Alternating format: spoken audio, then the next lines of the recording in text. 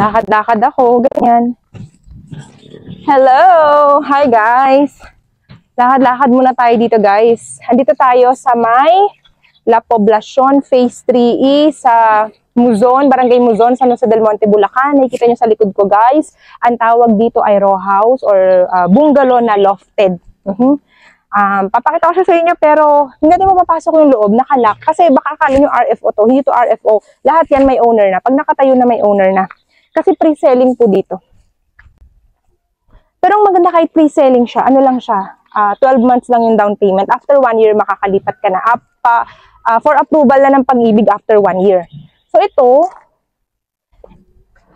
this is the front of your house, diba? At the end of my video, may i-share akong pictures ng loob niya. Kasi ngayon, hindi ko siya mabubuksan kasi mga nakalak to kasi nga, for safety na rin, tsaka may mga may-ari na kasi, diba guys? Pero nakikita nyo naman, diba, ang ganda nung pagkakadesign niya, very classic, very simple, at saka matibay yung pagkakagawa, pero napakamura. Wala na pong mura sa San Jose del Monte, Bulacan. Ito na po yung pinakamura.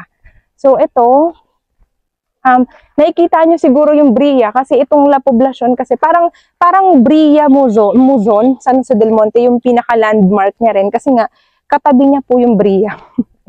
Katabi ng La Poblacion. Ayan. Papakita ko yung likod sa inyo kasi guys, ang gusto kong i-emphasize dito, ang cute ng style niya.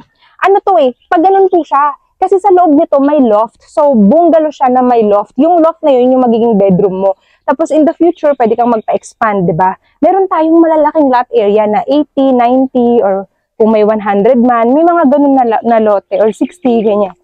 Pero ano lang to guys, reopen lang to kasi guys ano siya, mabilis ma-sold out. Siguro, sa client lang yung maswerteng ma-assist ko dito guys. 10 clients only, 10 lucky buyers lang.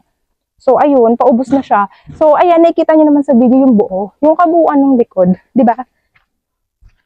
Ganyan yung style ng likod niya. Kita yung buo ng likod. Yung buo na Kala mo townhouse, no? Kala mo townhouse siya, pero siya, bungalow lang siya na may loft kasi na-design. Tapos yung likod niya, meron na siyang nakaabang na, ang maganda, meron na siyang nakaabang na ganito, tubig, tapos may saksakan. So, pwede itong maging laundry area mo Ipapa-enclose mo na lang siya. Ayan. Ayun kapitbahay mo si Bria. Pero lang to, isang part lang to ng project. Malaki kasi itong guys Kita nyo naman, di ba? Yan.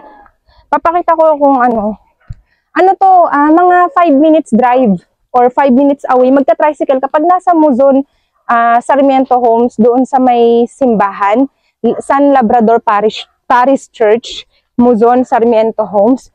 5 minutes drive lang po, lang siya, tricycle lang po siya guys. So dito po ay Pag-ibig lamang, okay? So sana po nakikinig kayo ng mabuti sa aking video. Wala tayong ready for occupancy dito, pre-selling lang, okay? Malinaw po. Kailangan willing to wait ng more than 1 year, okay? Kasi at least 1 year, not bad na yun. Yung iba nga 3 to 5 years. Ito 1 year, mahigit lang.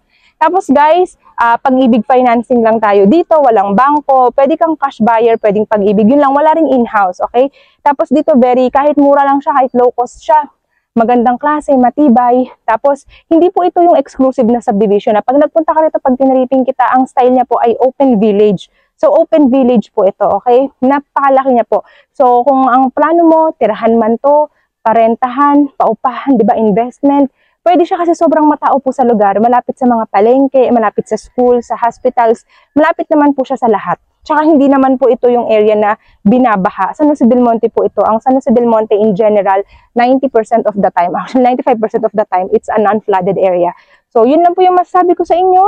At kung gusto niyo ditong mag-tripping, by schedule po siya. Tapos, mga ine-expect namin kasi 10 nga lang yung ma-assist ko, di ba? Lang po, konti lang po talaga yung slots. And then, baka 1st to 2nd week of April, sold out na rin siya.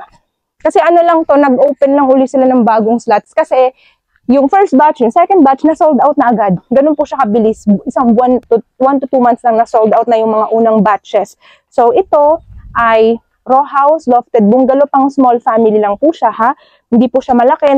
Kita nyo naman, ayan, andyan yung floor area, 29 square meter yung floor area. Tapos yung lot area, merong 50 to 100 square meter. Depende po sa available. Ang price niya nag-start ng 1 million.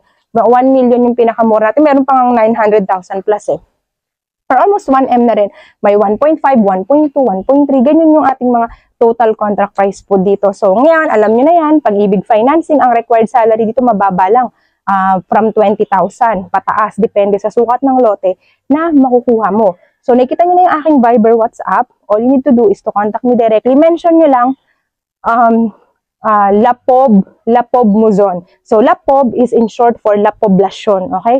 So, pag minention nyo na nag-chat kayo sa akin, nag-text kayo, tumawag kayo, nag-message kayo, Lapob Muzon, alam ko na yan, guys. So, idadaling ko kayo dito sa project, mag-schedule tayo ng viewing. Pag okay kayo, yung mga initial requirements, importante po yung proof of income. Dapat may Pag-ibig number ka na active. So, i-activate mo na yan, hulugan mo na yan.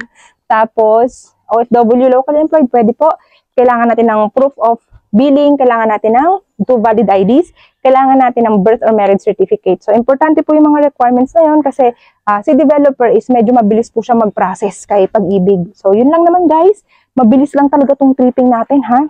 Huwag niyo kalimutang mag-like and subscribe para pag may mga bagong projects, di ba? Una kitang na-update. So, yun po yun. Ito po ang La Poblacion ng ating developer ay Lupa Developer.